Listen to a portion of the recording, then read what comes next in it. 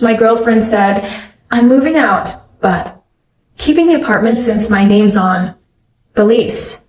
I said, makes sense. Then I removed every single item I'd paid for furniture, TV, kitchen appliances. When she walked into her apartment, it was just 4 empty walls and her clothes. Original post, I 29 male, have been with Ashley, 27, for 2 years. We moved in together about a year ago into this really nice 2-bedroom place. Important detail, her credit was better than mine.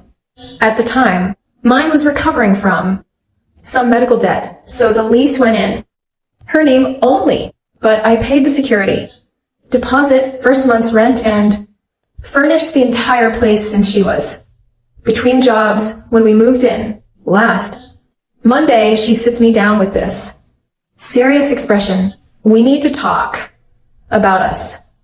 Never a good start. I've been doing some thinking, and I don't think this is working anymore. I need to explore who I am without being in a relationship. Fine, breakups happen. I'm an adult. But here's the thing, she continues, since the lease is in my name, I'll be keeping the apartment. You need to move out by the end of the month. I sat there for a second, processing.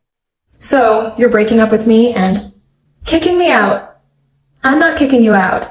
I'm just exercising my legal right to the apartment. It's nothing personal. Nothing personal. She's making me homeless, and it's nothing personal. What? About all the furniture, the TV, everything I bought.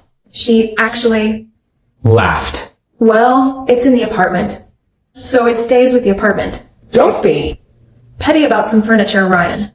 I looked around. The $3,200 sectional couch I bought, the 65 inches OLED TV, the entire kitchen setup, KitchenAid mixer, Instant Pot, the espresso machine she used every morning, my gaming setup, the bedroom furniture, even the shower. Curtain was mine, right? I said, makes sense. She smiled, thinking she'd won. I knew you'd be mature about this. That was Monday evening. By Tuesday morning, I'd made some calls. Update: one Tuesday, I took a sick day from work. Ashley left for her job at 8 a.m., giving me a patronizing kiss on the forehead like I was a child who'd accepted their punishment. The second her car left the parking lot, I called my buddy Jake, who owns a moving company. I need your biggest truck and 2 guys today. I'll pay cash. Everything okay? Bro, Ashley's keeping the apartment because her name's on the lease, so I'm taking everything that's mine. Everything. Every single thing. Jake showed up at 10 a.m. with 2 movers. I had receipts for everything. I'm meticulous about keeping records. Started with the obvious stuff. The entire living room set, couch, coffee, table, TV stand, the TV, the dining table and chairs, the bedroom furniture. Bought the whole set from West Elm. My office setup, desk, chair, gaming PC, monitors. But then I really thought about it. She said, everything in the apartment stays with the apartment. Cool. Let's define everything. All the kitchen appliances I bought. Microwave, toaster, blender, air fryer, that expensive espresso machine, the rugs, every single one, the curtains and blinds, replace the terrible ones that came with the place, the pots, pans, dishes, silverware, all mine, the bathroom stuff, shower caddy, medicine cabinet organizer, even the toilet brush holder, the smart home devices, thermostat, doorbell camera, all the smart bulbs, the router and modem. I bought better ones than the ISP provided. I even took the nice hangers from the closet, left her the wire ones. The movers thought it was hilarious. Damn, you really bought everything? Huh. Yep, and now I'm taking it all. By 2 p.m. the apartment looked like a Model unit before staging. Just white. Walls, basic fixtures, and carpet. I left her clothes neatly folded on the floor where the bed used to be. Even took the bed frame, but left the mattress. It was hers from before we met. Set on my new place across town. Had been looking since Monday night. Found a studio that was available immediately. Yeah, it's smaller, but it's mine. The best part? I have doorbell camera. Footage of everything being moved out. All during daylight, all peaceful, all. My property. Even kept the receipts. Visible for the camera as we loaded each item. Texted Ashley at 5 p.m. moved. Out as requested. Keys are on the kitchen counter. She texted back. Thanks for being mature about this. Oh, honey, just wait. Update 2, 6:47 p.m. My phone explodes. First, a string of texts. What the hell did you do? Where is everything? This is theft. I'm calling the police. You can't do this. Then she tried calling 23 times in a row. I didn't answer. Then came the voicemail that I saved for posterity. Ryan, you psychotic piece of trash. You took everything. There's nothing here. Not even a fork. Where am I supposed to sleep? What am I supposed to eat with? You even took the toilet paper holder. Call me back right now, or I'm calling the cops. I texted back once. I took my belongings as requested. The apartment is all yours now. Enjoy exploring who you are. She actually did call the cops. They showed up at my new place around 9 p.m. I was ready. Officer, sir, we got a complaint about stolen property. Officer, I have receipts for everything. I moved today, doorbell footage of the move and text messages where she told me to vacate the apartment. Would you like to see them? Showed them everything. The receipts. The footage showing me moving my own stuff. Her text saying the apartment was hers and I needed to leave. Officer, so you took your property from an apartment. You were told to vacate? Me, exactly. The older cop actually chuckled. Sir, this is a civil matter. You can't steal your own property. Mom needs to take this to small claims if she has an issue. They left. Ashley called screaming about how I manipulated the cops. I hung up and blocked her number. But here's where it gets really good. Wednesday morning, I get a call from building management. Apparently, Ashley called them. Hysterical, claiming I'd vandalized the apartment. They sent maintenance to check. Building manager, Mr. Peterson, we need to discuss the apartment situation. Me, I moved out as requested by Miss Ashley. Is there damage? Building manager, no, it's in perfect condition. Better than most move-outs. But Miss Ashley is claiming you stole fixtures. I took my personal belongings. I have receipts for everything. The apartment still has all its original fixtures. Building manager, the thermostat. Me, I installed a smart one. I returned it to the original. It's there. The blinds replaced with the originals from storage. Closet. You kept the originals? Of course, they belong to the apartment. There was a pause. Then, Mr. Peterson, I have to say I've never seen anyone document move out this thoroughly. Turns out Ashley tried to claim I'd stolen apartment property to get them to charge me. Instead, they informed her that since only her name is on the lease, she's responsible for any damages or missing items when she moves out. Update 3 Thursday, the smear campaign started. Ashley unblocked me just to send screenshots of her social media posts. Some men really can't handle rejection. Imagine being so petty that you strip an entire apartment because your fragile ego got hurt. Narcissistic abuse starting over. Her friends were eating it up. Comments like, you deserve better. What a man-child. This is financial abuse. So I posted my own update. Just 3 photos. 1 the stack of receipts totaling over $15,000. 2, a screenshot of her text saying, "It stays with the apartment." 3, a photo of my new place, fully furnished. Captioned, "When she keeps the apartment. But you keep everything else. My stuff. My choice." My post got shared way more than hers. Turns out people love justice. Stories. But Ashley wasn't done. Friday morning, I get a text from an unknown number. Her friend Megan, Ashley, is staying with me because she has nowhere to sleep. You left her with nothing. She had to sleep on the floor. How can you be so heartless? Me, she has a mattress and all her clothes. I only took what I paid for. Megan, she can't even make coffee. You took the coffee maker. I bought the coffee maker. Normal people don't do this. You're supposed to split things. Me, she said.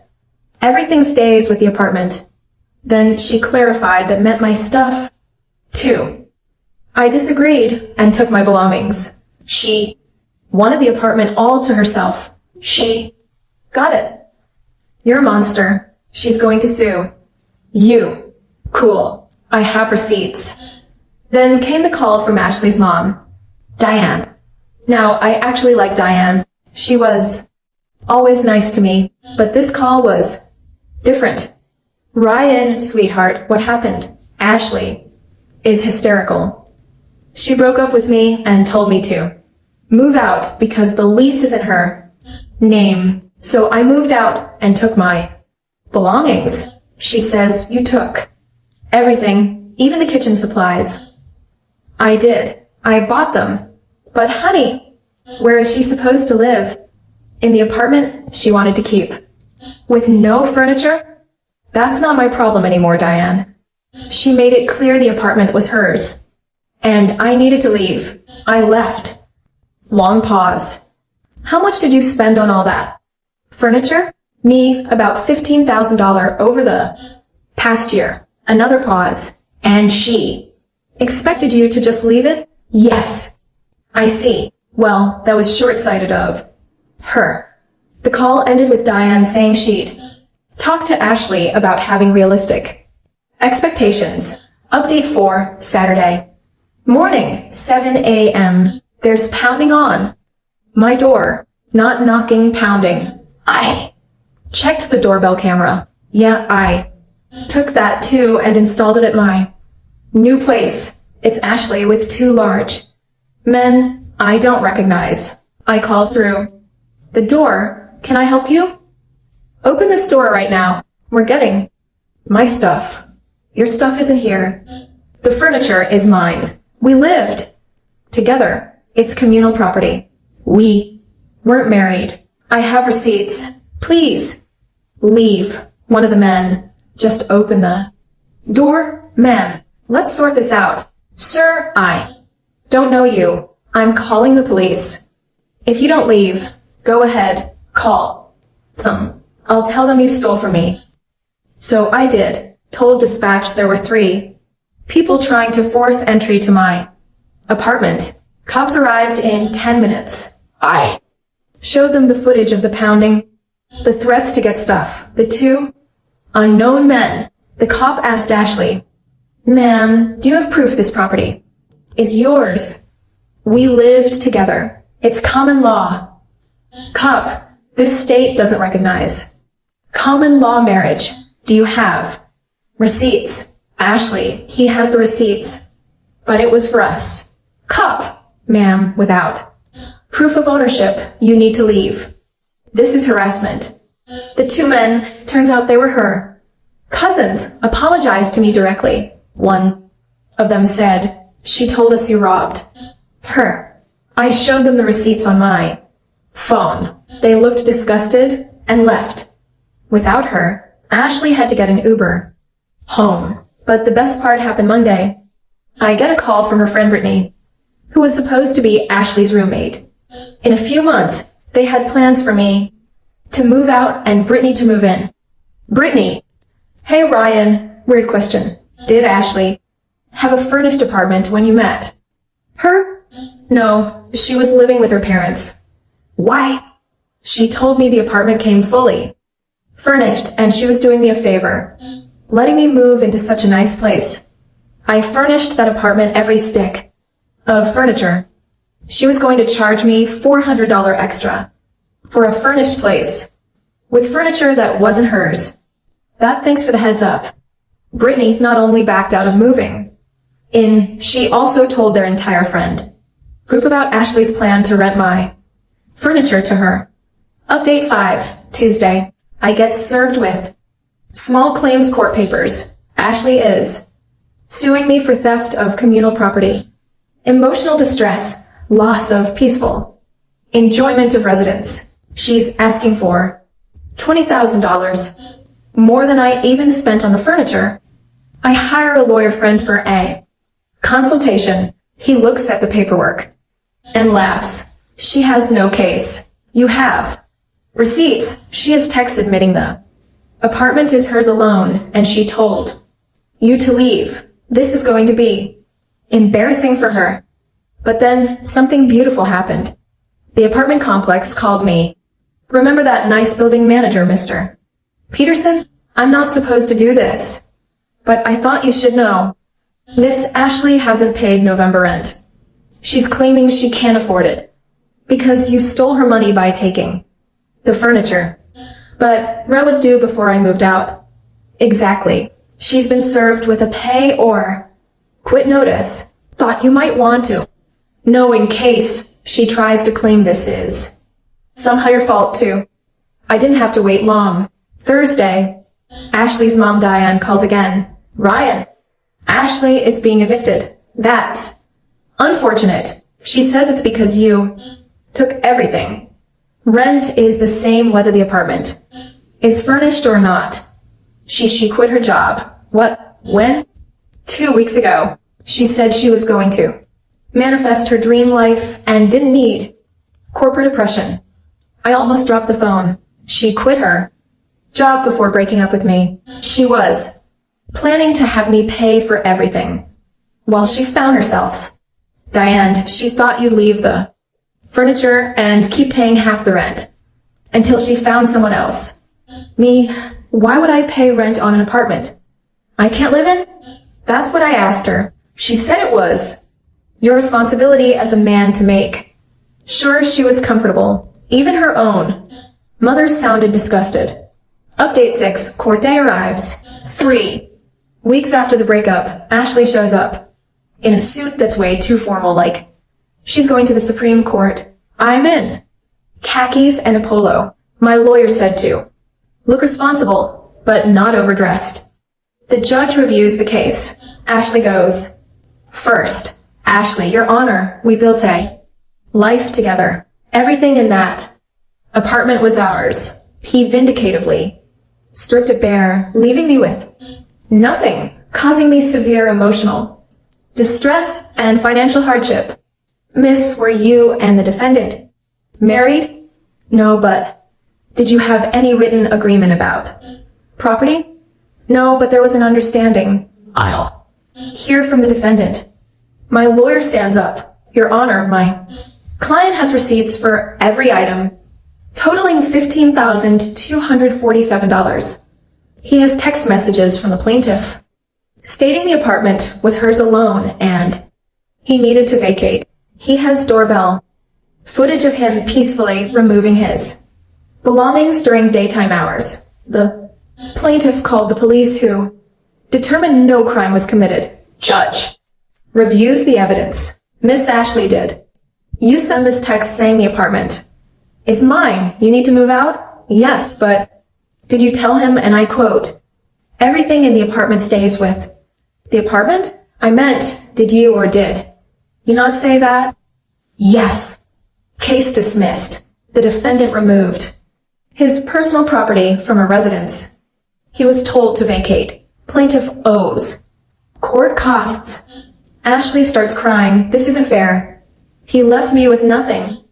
Judge, you left yourself with nothing.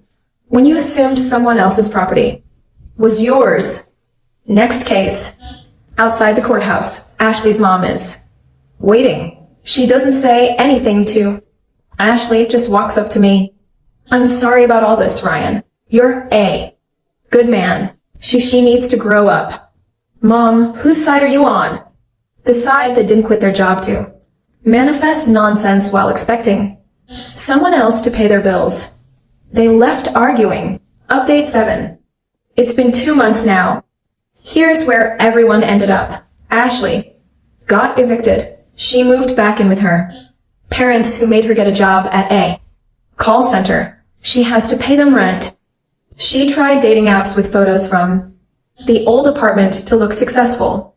Someone recognized the apartment and tagged me in the comments.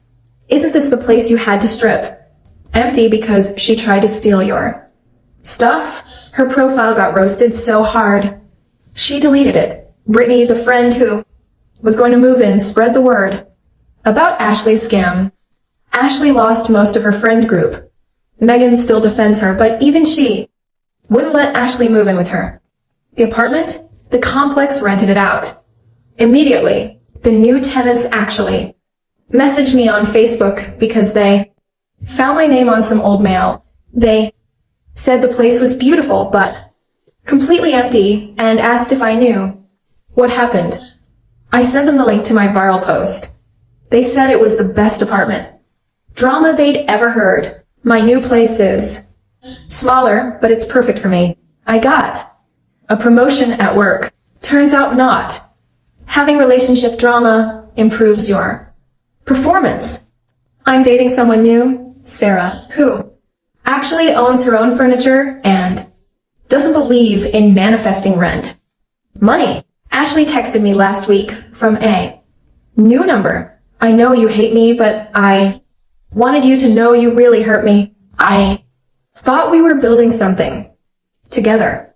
I responded, we were. Then you decided to keep what we built and kick me out. How'd that work out for you? She replied, you're heartless. I blocked that number, too. Her cousin, one of the guys who came to my door, actually reached out to apologize properly. He said Ashley told the whole family I was abusive and stole from her. When he saw the receipts and texts, he realized she was full of it. Apparently, this isn't the first time she's pulled something like this. Her ex, before me, had something similar happen, but he just walked away and let her keep everything. That's probably why she thought it would work again. The best part? Last week, I drove past the old apartment complex and saw Ashley in the parking lot. She was there with her mom, apparently begging the building manager to give her another chance. He wasn't having it. She saw me driving by and tried to flag me down. I just waved and kept driving. Sarah asked me if I regret taking everything. The only thing I regret is not taking pictures of her face when she walked into that empty apartment. Sarah laughed. Remind me never to piss you off. Just don't try to keep an apartment you didn't pay for and claim my stuff as yours. Deal. Looking back, the whole thing cost me maybe $1,000 in moving expenses and lawyer consultation. Worth every penny to watch someone learn that you can't just claim other people's property because you want it. She wanted the apartment all to herself. She got exactly that. Just the apartment. Nothing more, nothing less. Oh, and that espresso machine she used. Every morning, it makes amazing coffee. In my new kitchen. Every morning when I use it, I think about how she's probably drinking instant coffee at her parents' house, and I smile. Karma's a beautiful thing when you have receipts. Final update. One last thing happened that I have to share. 6 months after everything went down, I get a LinkedIn message from Ashley's dad, Robert. I'd only met him a couple of times. Seemed like a quiet guy. Ryan, I wanted to personally apologize for my daughter's behavior. Diane showed me the texts and receipts. I'm ashamed of how she treated you. I wanted you to know that we've made her get therapy and she's not allowed to date until she can prove she can support herself independently for a full year. Your restraint in not pressing charges for harassment was more than she deserved. I hope you're doing well.